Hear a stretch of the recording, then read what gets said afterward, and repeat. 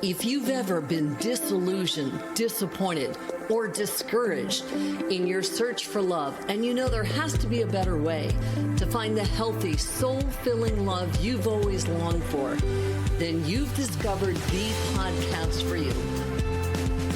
I know, as Ken's work personally has led me to find the love of my life.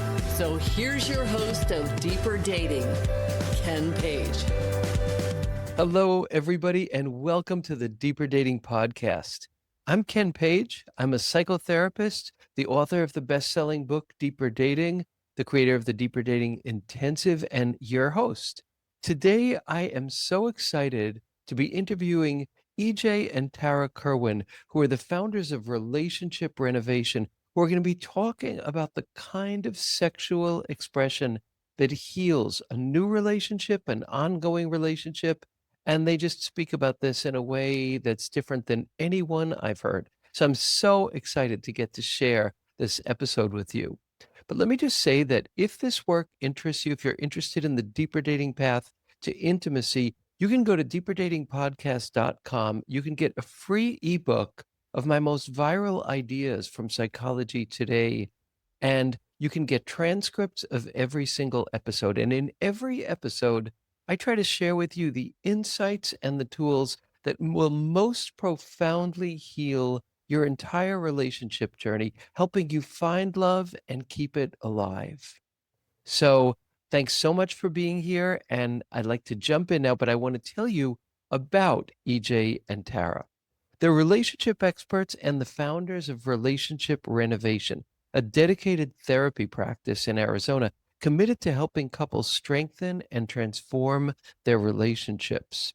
Their flagship venture, the Relationship Renovation Counseling Center, offers therapy grounded in a unique model that emphasizes intentional communication and empathy, and really does. I love their work. With the launch of the Relationship Renovation Home Program, they've expanded their reach so couples now nationwide and globally can get a structured support to foster relationship growth.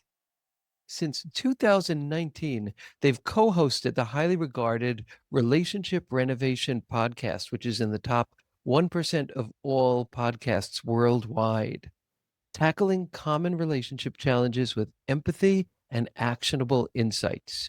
In 2024, they launched the Relationship Renovation YouTube channel, further supporting couples and their journey to healthier, more fulfilling connections. How do we move away from all of the shoulds and have-tos and expectations and cultural trauma around our sexuality so that we can create a sex life that's nourishing, healing, exciting, and liberating and authentic? Stay tuned to this episode as I interview Tarah and EJ Kerwin, hosts of the Relationship Renovation podcast, and they'll present a model of sexual healing and expression that is absolutely exquisite. So stay tuned to this episode.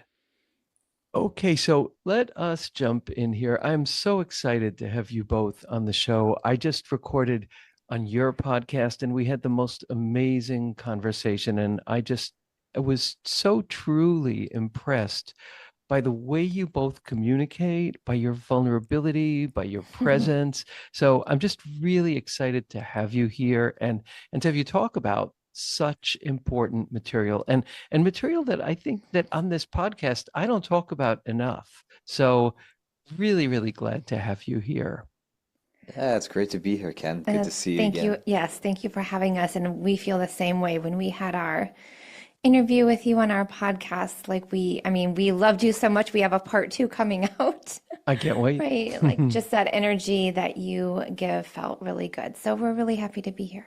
So, sex is such an important and such a charged area for all couples, and also for people who are in early dating and beginning a relationship or exploring a relationship. So, I have so many questions for you, but just to start out, can you talk about, like, from the beginning, like early dating into deep into ongoing relationships? What are the challenges in communicating about sex, and what can help us to do that in better ways? Ooh, that's a I good mean, one. yeah, I mean, I think just like one of the biggest challenges is just the fact that there's no paradigm for actually talking about sex, talking about Mm. the interaction with another person in that way. Mhm. And at the beginning of a relationship, generally it's so organic, and it's so you're so just, just everything is organic about the beginning of the relationship. Like I remember when I first got together with Tara, like just like we stayed up so late, like drinking wine and eating cheese and cooking when she'd come home from work, and then sexually, like everything was just like everything flowed so naturally, Curiosity just so there. curious, Yeah. so excited, and so there was no need to really talk about it. And I think that that's what most people experience on some level, and then things change, and like anything, like when you blend your finances, when you blend a family, when you become parents, you got to talk about it and you got to work it out. And I think there's Yeah. some paradigm for every other conversation. There's some awareness that like, oh yeah, we'll talk about this and we'll work it out. Like, what kind of parents do we Yeah. want to be? How should we Yeah, manage our totally. finances? And sexually, like I think there's no guidebook for it whatsoever, because most of us, the primary messages we get is don't do it. If you do it, it's dangerous or it's bad that you do it. Until you're married, then it's beautiful and it's perfect and it's amazing, and and so I just don't think we have a guidebook. No, and I also think that there's, just these hidden expectations that it should always just be like this and really good and that we'll always be attracted to each other. Like there is not that we don't learn like, hey, intimacy is like one of the most important parts of your relationship and you have to cultivate it every day. Like who teaches us that? No, it's only when we go to couples therapy when our relationship is like completely severed that it's like, oh, we have to talk about sex. I mean, I'm going to give a percentage here. Like, I would say, right, 80% of couples that come in to see us struggle with intimacy, and maybe 5% of them have talked about their sex and intimacy. Wow. Five, because Wow. like EJ was saying, how do you talk about it? And another big thing too for like when, with EJ and I, and also with the work we do with couples, it's like the needs and desires, like it's such a mismatch. Like, it's like, oh, well, I just do it to do it, or because I know we're married and we have to do it. And so like, I know like once a week, like he's going to want it on a Sunday. Like I'm just kind of like generalizing this, but it's like people aren't even attuned to like what their own needs and desires are. So it becomes something so depersonalized, almost like a task that you have to do, not for everybody, but for a lot of people. And so our mission, right, in life is to like, how do you feel so deeply connected to yourself and each other that it feels very safe to explore whatever desire, whatever need, whatever touch feels good to you.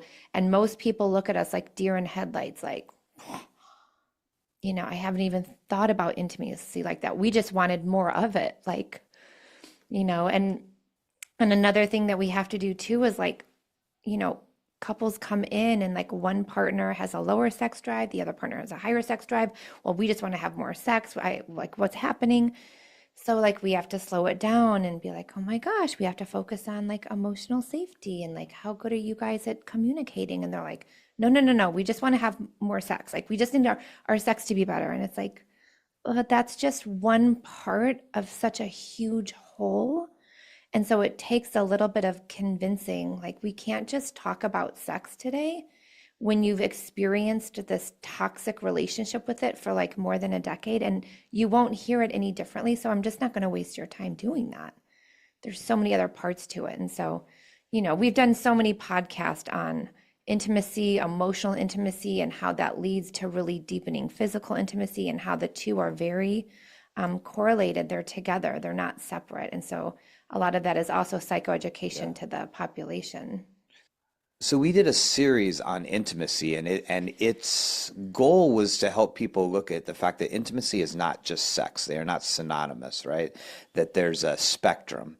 And when we did deeper research and really looked at it ourselves, we like realized like, oh, there is like sexual intimacy, but there's emotional intimacy, there's intellectual intimacy, there's Spiritual spiritual intimacy. intimacy. And I think when you tease it out and make it a lot more robust for a couple and see that there's different things you can be doing to cultivate that connection, Mm-hmm.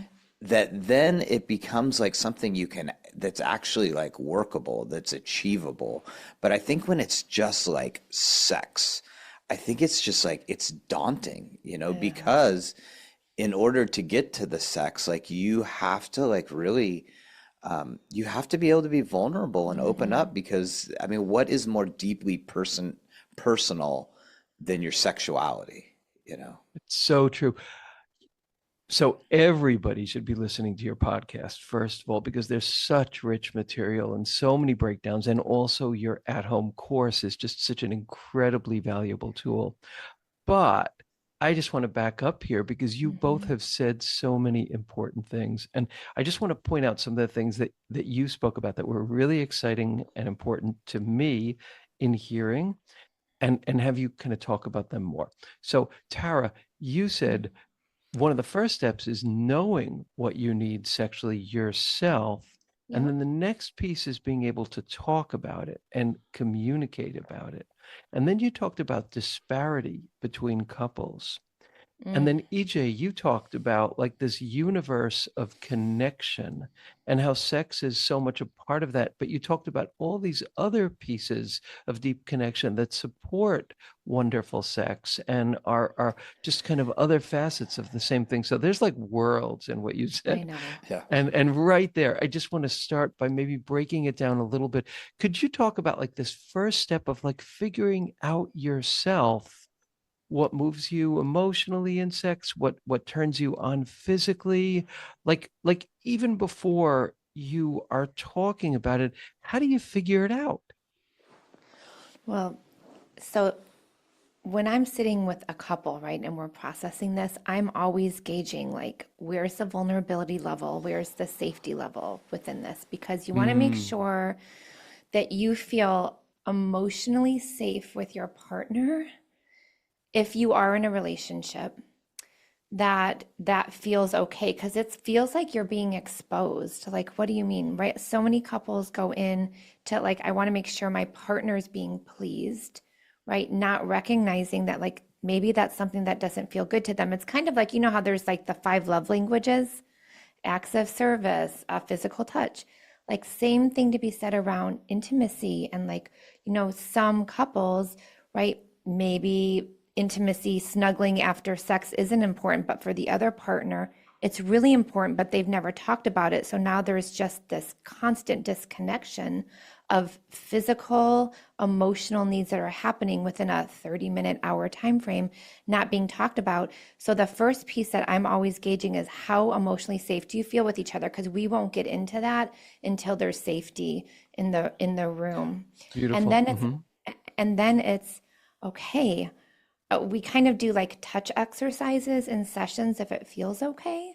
And usually you're like, okay, like put your hand on your partner and, what's that feel like? I have each of them share, like, what does that feel like from, oh, I feel loved, I feel cared for. And then you kind of U-turn it to the person who's doing the touch and like, what kind of touch feels good to you? Do you like having your hand on their lap? Does that something that feels good or not good? Like, it's starting with a very sensory, somatic, but Beautiful. instead of how does it feel for the partner, how does that feel for you? Do you want it to be lighter, softer, more rough? So in session, we can kind of start to explore somatically, but the biggest piece is that like you're doing a U-turn instead of like, does this feel good to my partner? Is does this feel good to me? Is this the touch that I want to give? And what touch do I want to receive as well? So it And kind you're of starting, starts, yeah, excuse me, but you're starting with not even like in like deep sex. You're starting no. with like the simplest, gentlest touch and what kind of touch feels right. That's awesome. And even so, we work with a lot of infidelity where there is like betrayal and trust has just been ruptured. So it can take couples a minute to get here, and we'll start with just kissing, like kissing and then French kissing if that feels okay. We give like little assignments throughout the week that what's the environment like? I remember this one couple, like they had kids and like there was laundry all over the room, and he would come in like, oh my God, the kids are in bed, let's do this. And she'd be like, okay. But she didn't realize like laundry around the room made her very anxious. So we got to slow it down. She's like, I want him to light a candle and I don't want there to be laundry. At least like put it in like a little laundry basket so it's not all over. Like, so just setting up the environment to have that sensory feel good and not with anxiety, because the biggest thing that we see is sex has now become this like soul, like this entire entity that's separate, that's filled with anxiety. We're like, oh no, like sex is the most beautiful, closest way you can be with your partner, and here it is riddled with anxiety, and it's almost like this separate monster. How do we like start to you know, get rid of all of that anxiety? And you start with looking at atmosphere, right? The environment, timing is huge, right? It can't just be at night when like maybe one partner is completely like exhausted from the day and then has done all the stuff. And it's like, oh God, you hear this like it's 9 o'clock and like they're going to want to have sex. And okay, so I'm just going to have to like prep for this. Their whole body's tense just prepping because of nighttime. So we're like, listen, if 9 o'clock is not your time, that's got to be okay. I mean, there's so many. I mean, I could have like 10 podcasts on this, but Right, but you're just really starting with people's hearts and nervous systems. You're opening yeah, up this nervous concept system. of safety from like the most primitive kinds of like what feels safe and what doesn't, to this thing of like, what does your nervous system need? And so then different people's nervous systems need different things. And then that brings up this kind of whole issue of disparity. Well, and I mean, EJ and I have like a lot of safety now. We've developed it. And I mean, I'm just going to kind of use a personal experience. Is Yeah, that of course. okay? I I mean, love that you guys do that. Yeah. this is how good we're at it saying like this is what a need is. This was like last summer we're in Maine at camp, and like, EJ was just like, we're intimate, having sex, and like he was like going to town. And I said, EJ, like I just have to let you know this doesn't feel good right now. I need it to slow down. It feels very rushed, and I'm starting to feel like a shame piece come up in my body. And he was like, do you remember this? And Yeah. he was like, thank you so much for telling me. But like that takes a lot of vulnerability to stop EJ in and literally in his tracks to be like, I have to let you know, like this doesn't feel good right now. Could we please slow it down? But like you have to be able to do that in order to create that type of safety and that deep, intimate connection. Like it has to be okay that I have that need and that he's willing to hear it. And he was, but you get to that point where it's like, yeah, I mean, and sometimes that does feel good, but in that moment, in that time, it felt awful. And I didn't want my shame coming up. Like, I have a That's so history of sexual beautiful. abuse, so I don't want shame coming up at all. That's so brave. That's really cool. And of you too, EJ. It reminds me of the comedian Jane Ann Garofalo. She talks about the Oh, I love opposite her. of what you did. Like she said, do you ever feel like in the middle of sex, you just want to punch your partner in the face and say, "Stop screwing me," which is I love like, her. when you don't communicate and it can Yeah. reach that point. I mean, Um, but that also speaks to, because when Tara was talking about you know the somatic work that we might do in session, and I can even walk it back farther to just how do we first create an atmosphere therapeutically where people feel safe, and that's like we did a lot of this work just together of like working through those little micro triggers and all the just like normal disruptions that happen in talking about the most basic of things in your relationship. Mm. That if you don't have an understanding of how you get triggered, how those things happen in the most mundane aspects of your life, how in the world is Tara ever going to get to that point in a sexual moment where she Yeah. can do that? Like, if she can't do that about me fixing the garbage disposal this weekend, if she doesn't feel safe bringing that up to me, what are the chances she's going to feel safe talking to me about our intimacy? Yeah. And This is that's a such, lot of what we're building.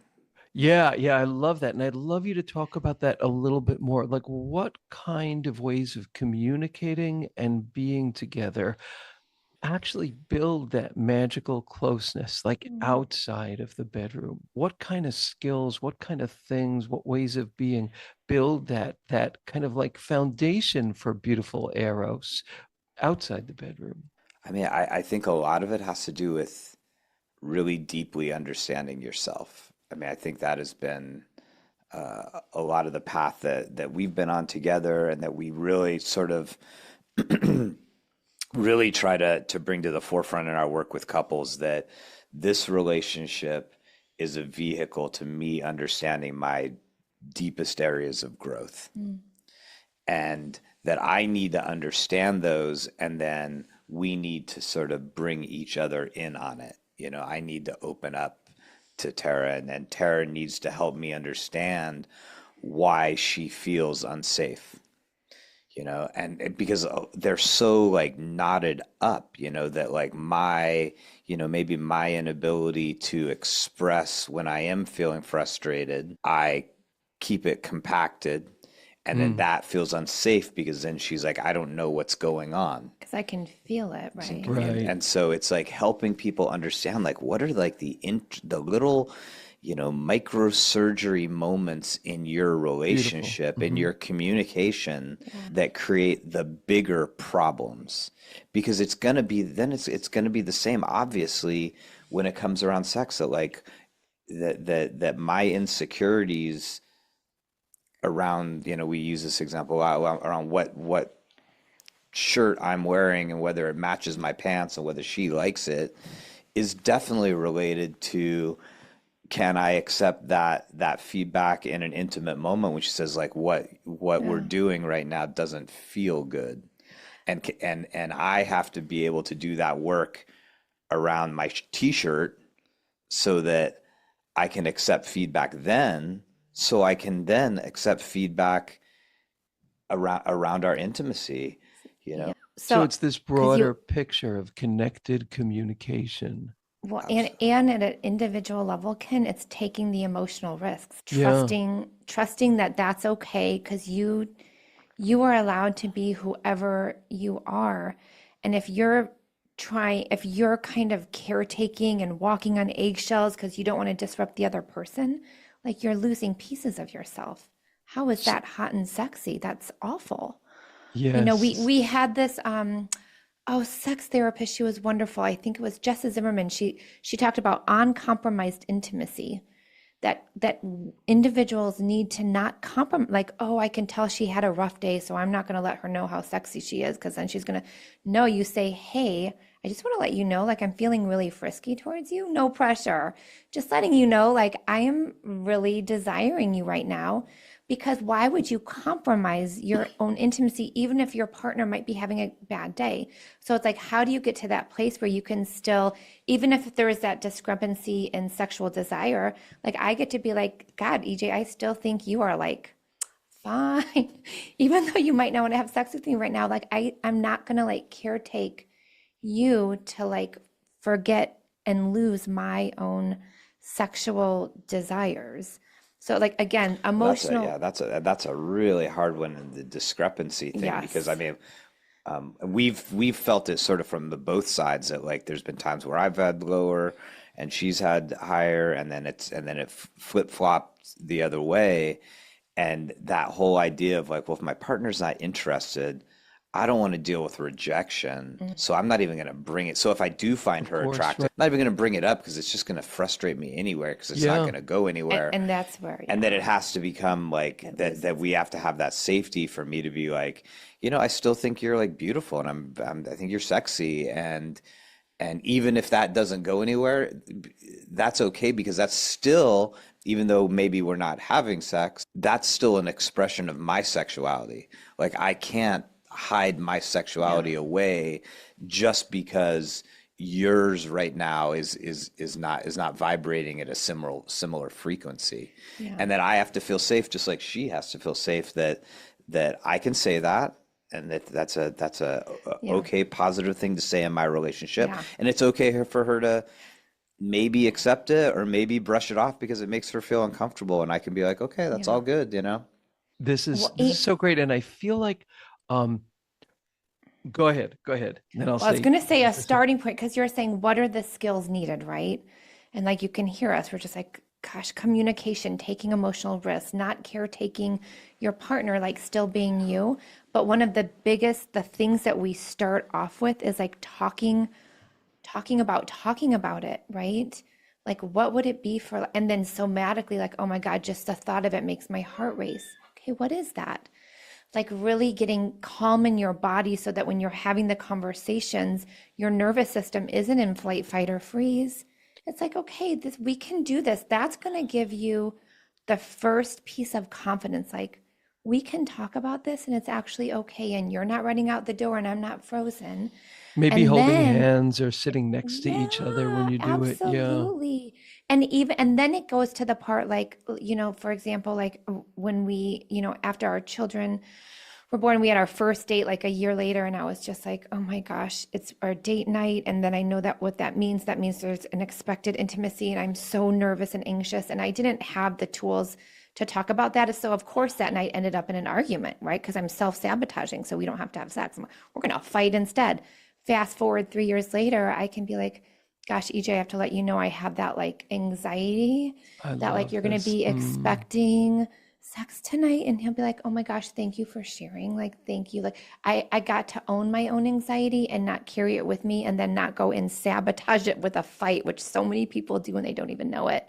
You know, So I've it heard just feels so many free. sex, yeah, I've heard so many sex therapists talk, and it's very rare that I hear what I'm hearing from you, this consistent movement toward the bigger picture of space, of honoring our nervous systems, and not Yeah. just bringing it to sex, but bringing it to kind of the whole picture. But Yeah. as you're talking, this brings up a question for me that I've seen in so many places. I've seen it in my own life, I've seen it in my friends' lives, and I've seen it in so many clients' lives as well.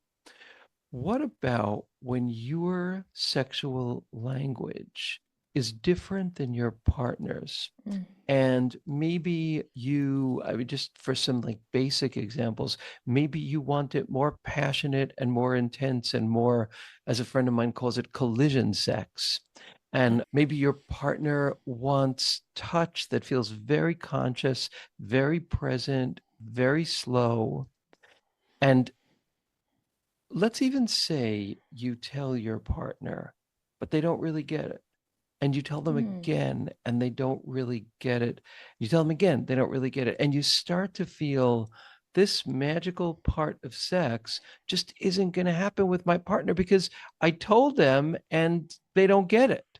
Yeah. Give I us mean, the some first thing that clues comes to there. me is like that they don't get it is probably the wrong frame, Mm-hmm.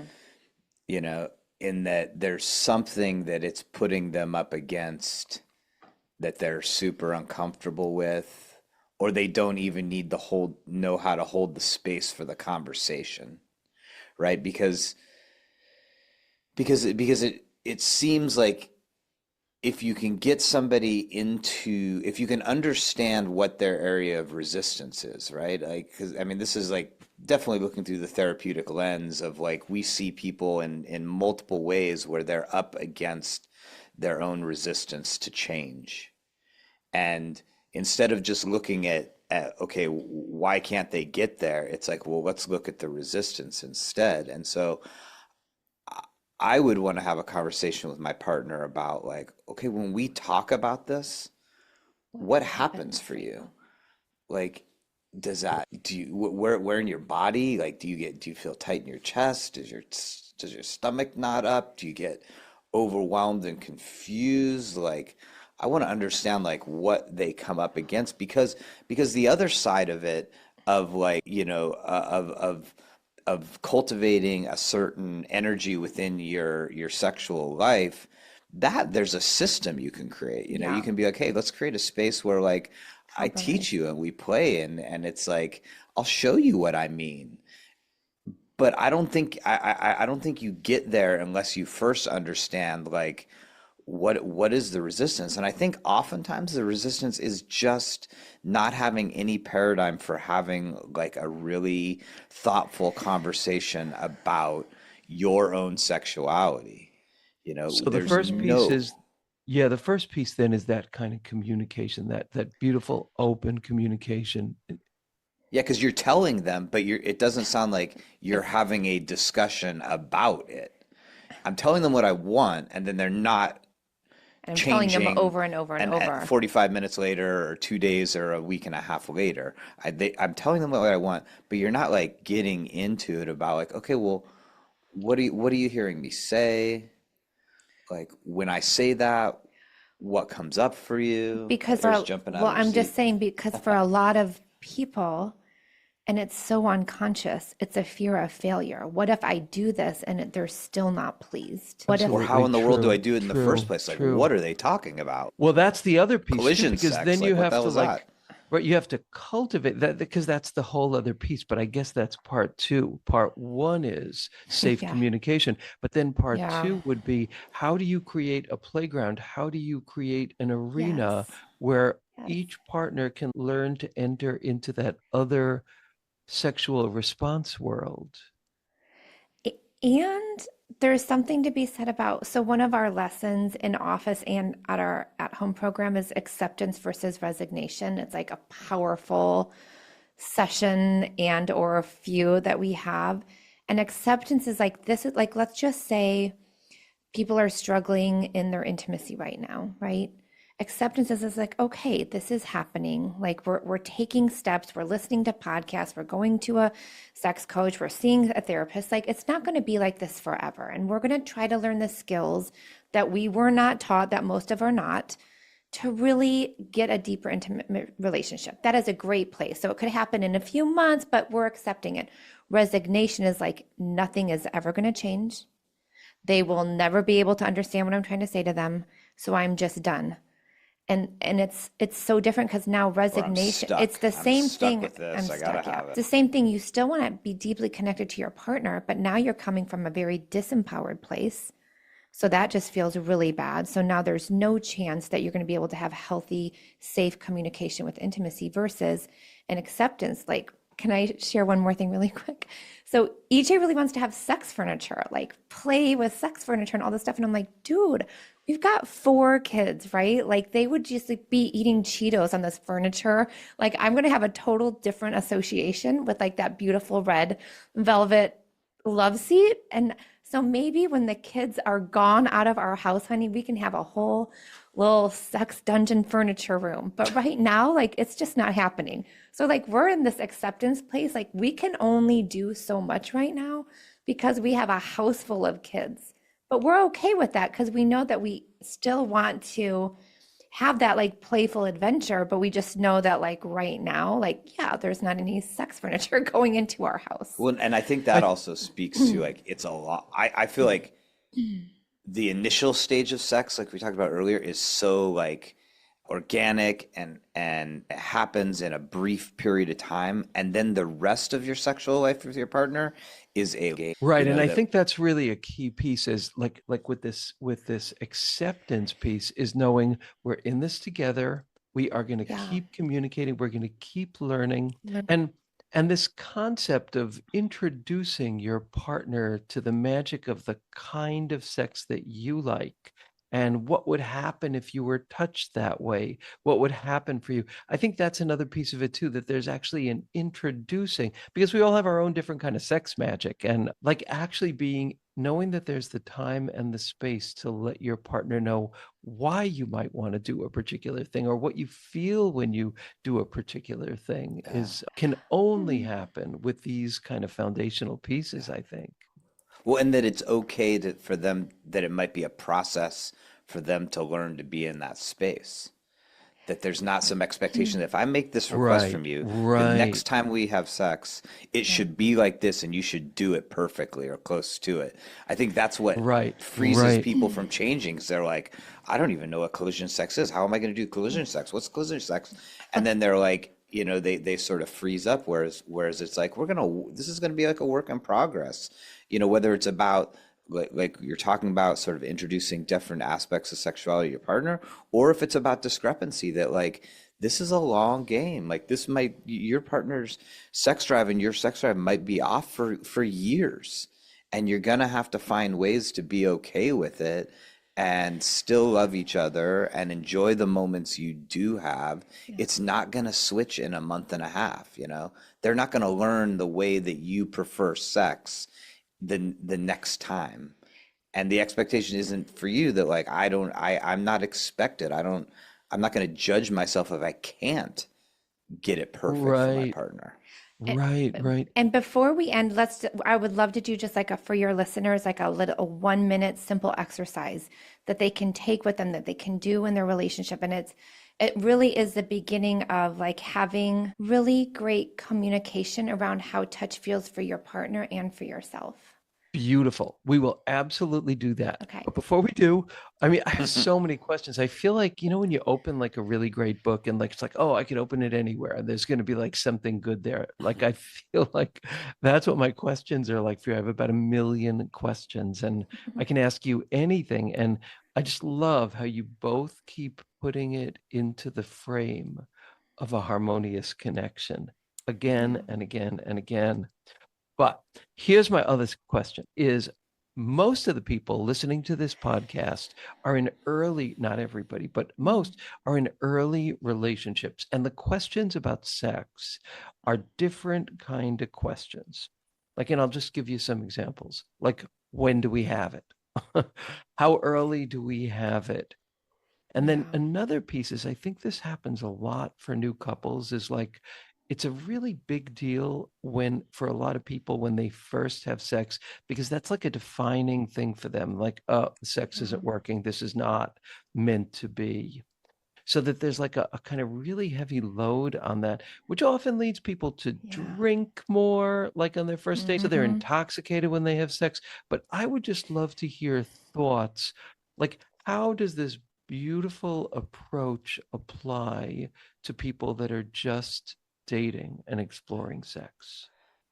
I mean, I think it would be amazing for a couple to have a conversation before they have sex about what they learned about sex growing up. Yes. Like, I think that would Huh. be such an interesting thing to not do what we do, which is doing it 10 years into a relationship that you go back of like, hey, like, what were you like?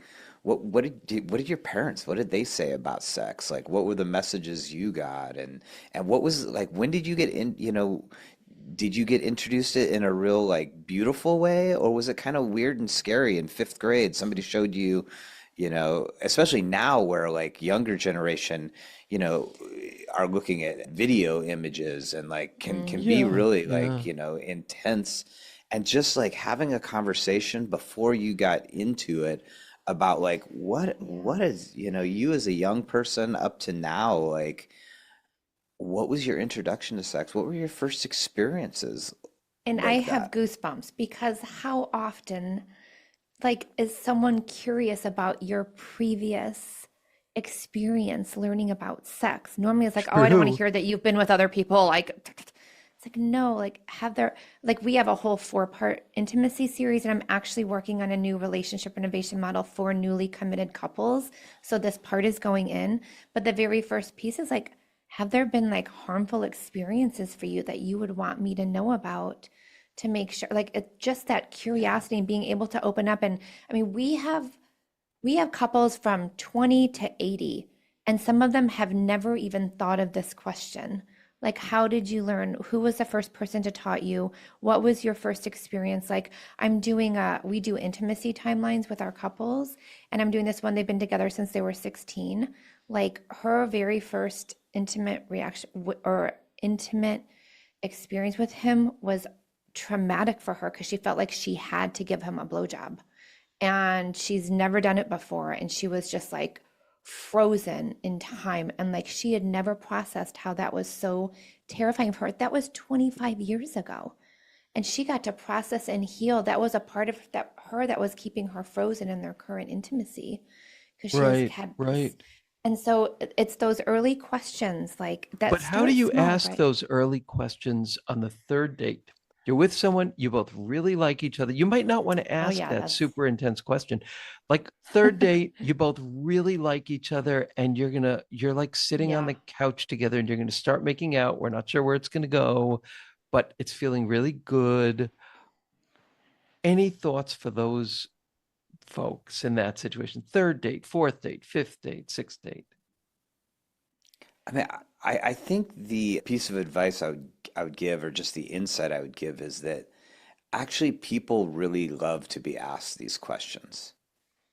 And that if you brought up something like really in a really thoughtful, curious way to this new person, and you ask them something like, hey, I mean, I'm attracted to you, and I want to get to know that aspect of you. And one thing I'm just really curious about is just like, like, can we talk a little bit about like how both of us were introduced to sex, and like what we learned as kids. Like, I think like most people are actually gonna almost like be relieved to get a question like that, Unless because they've been whether we, traumatized. If they've been And well, traumatized, which like so many people have. That's my terrifying, only yeah. concern yeah, about that. Well, yeah, so yeah. another But I for think that could maybe me, be But what's framed the differently. alternative, right? Well, well, maybe there's a kind of set of questions you can ask that are like, how do we feel being here together, Yeah, being excited, being connected, and we're thinking about sex. Maybe something like that, like or even just saying, I feel scared, but I feel really yeah. yeah, excited. Like, how about you? yeah, It, because that's the thing too, like shared values within an intimacy. Like we think that this other person just has the same values I do, right? And then when it comes to like you realize you don't have the same values, that's when it starts to feel really bad. But I'm just like a big believer in I'm trusting my own body. And if there's like a signal that I don't want to continue, like I have to listen to that. So just helping Yes. individuals who are in this early dating, like trust your gut. If you're feeling any blocks, if you're feeling this nervousness, like don't go, you're just traumatizing yourself. You're going through something that your body is clearly saying, red flag for me, like I'm just not quite ready. And I'm trying to think about this because it's been like decades since I've been single, but I would always go into before I like had a date, like where is my boundary? Like I know what I'm ready for and not ready for, right? And if I know if I'm starting to drink too much, now I'm really nervous because I have a nervous personality. So then my boundary is like, I'm going to call, right? I always have a plan B. I'm going to call one of my girlfriends and be like, hey, call me at like 9:30 and say you need me to come pick you up, right? Like just the predicting, planning, and preparing for yourself with boundaries, especially early on. And I would just say too, Ken, like it's so different now. Like you can hook up with someone with just a swipe, right? Just a swipe, and you can be like, oh, I'm just like needing some physical affection right now. And, you know, what does it mean? What does sex mean nowadays where it's so easily accessible? But for the individual, like, is it that you just need a physical outlet, right? And that it's kind of separate from like love? Is it that, this is just like the new way the world is on Tinder and all the different apps, but maybe it doesn't feel good to you, but you're trying to go with the flow and the peer pressure. So you're kind Right. of disconnected from that part of it. I don't know. I think having conversations around that could feel a little bit lighter, like how it's so easy to just hook up these days and not have an emotional connection. Right. There are like I don't so know. many different ways to talk about it, but I love this concept of like being braver about asking what were your Hmm. experiences, or what are you bringing to this? Like somehow that's like I've never heard anybody suggest that for an early Hmm. on. Like I've never heard that before, and I think it's really cool. I do want to get to that exercise, But I would love to have you both on again to talk about helping people learn that first step of what they want, what they need, what their nervous system wants, things they may be ashamed of, or they may have been told that they can't do. I would love, especially since so many people in my audience are not in a relationship now, these are such seminal questions for when they enter into a relationship. Yeah. So I'd love to have you back to Yeah, that sounds continue fun. that That conversation. as soon as you It, said that, like I thought it was like so interesting what yeah, the tension and the proximity between shame and things that turn you on. Like shame. how Oh, those a things could whole be other point. like Yes, just yes, like yes. a razor edge between the two of them. Absolutely. Um, Such a huge yeah. thing.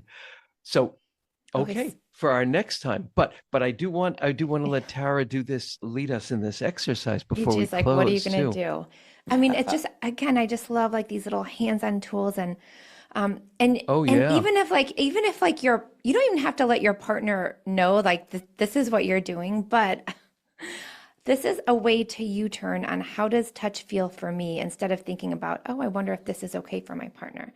So, but I'm gonna let you in on this, EJ, because you're Okay. here with me and we're Okay. doing. I'm So down. it's really this is so we're holding hands, right? Oh, we're holding Okay. hands. It just Mm. it feels good, right? EJ, what does it feel like? Um, it feels like I'm reaching. It feels nice. You're kind of stroking the back of my hand with your thumb. It feels like you're I don't know, taking care of me a little. So here I am. Thank you for sharing. I'm in my head like, oh, I wonder how I know that he likes, right? Like me kind of stroking my thumb down his fingers, but I'm not really thinking about me. So I'm going to be like, thank you so much for letting me know that that feels good. So I'm going to just U-turn it and be like, God, I really love holding his hand. It feels warm. I feel so connected to him. I'm going to kind of like squeeze it a little bit tighter because that just makes me feel a little bit more safe, right? And the connection that I feel and the love I feel when I'm just, touching him is pretty amazing. Right? We don't go into that type of we're holding hands and we take it for granted. But when you can have little moments of like, hey, honey, how does that feel for you? And let me tell you what it feels like. And then I'll say, does that pressure feel okay or is that too tight? Oh, it's nice. Yeah. And this, I mean, you start off with hands, you start off with kissing, you start off with massage, right? And then when you're in intimate moments like in the bedroom, that's where you can start to feel more confident that you have the skills where you can say, hey, is this too much? Does this feel right? No, start over there. Actually, that would feel better if you maybe did like a more upward, right? It's starting small with like holding hands and sharing your experience of it. And each person takes turns. And then it can go deeper into the bedroom. And it's like really cool because how often do we have someone that wants to explore with us what touch, what pressure, what sense, what Yeah. ambiance goes well with Well, intimacy? and then it can Oh yes, yes, yes, yes. I'll let you be the closing line on this. Yes. well, and then it can lead to even the cultivation of a brand new sort of connection, a different type of intimacy, because through sort of similar communication and similar talk about touch between the two of us, Tara really clarified to me at one point that I really love massage that I know has no connection to sexuality, to our sexual life. That like when I know you are rubbing my feet or rubbing my back, and I know that there's no intent. And so then I bring that energy now, like where I like when I want to do something nice for her, and I want her, and she knows now that I'm like, hey, can I rub your feet? And I rub her feet, and she knows like this is safe. This is just about me Yeah. being touched, and he's not looking for anything. This isn't going anywhere. And it Yes. came through from, that basic like little exercise like that to a point of her clarifying something big that's important to her, that there's some affection I give her, and it's probably, I would assume, Oh, healing on some way around her trauma, that like somebody touching me where they're just touching me because they care and love me, not because they want something from me. I love it. You are taking sex and you're moving it from transactional to spiritual to Yeah. like really about deep connection. It has been so exciting. And I think that you both talk about sex in a way that I've rarely heard. You embody a quality of like safety that is rare, really, really rare. It's beautiful. I'm so excited to have had you on, and I'm excited to Thank have you you. on again to go more into the nervous system regulation and the understanding of our sexual needs and the communication around that. But how can people learn more about the two of you? How can they find out about your work? I mean, I think the easiest thing to do is go to our website, relationshiprenovation.com. From there, you can go to our online program. You can go to our podcast, to our YouTube channel. If Social you media. happen to be in the state of Arizona, you can go to our in-office programs because we have a staff of about 10 therapists other than ourselves that are all trained in the relationship renovation model. So, yeah, and social media, relationship renovation, Instagram, TikTok, Yeah. that whole thing. Beautiful. And every link is going to be in the transcript, and on deeperdatingpodcast.com, you will be able to get a complete transcript of this episode as well as all of their links. Tara, EJ, it was Thank you. really you talk about this stuff like no one else I know. So it's just Oh, such a privilege to have you here. thank you so much. It feels so great to be here, and I can't wait for part two with you as well. Yeah, it's fun. Wonderful, wonderful. Yeah, yeah. I think you open doors that people might not even have known were closed Mhm. around sex, sexuality, and intimacy. So thank you so much. Thank you, everybody, for being a part of the Deeper Dating podcast. And I look forward to seeing you all on the next episode. Thank you so much, Tara and EJ.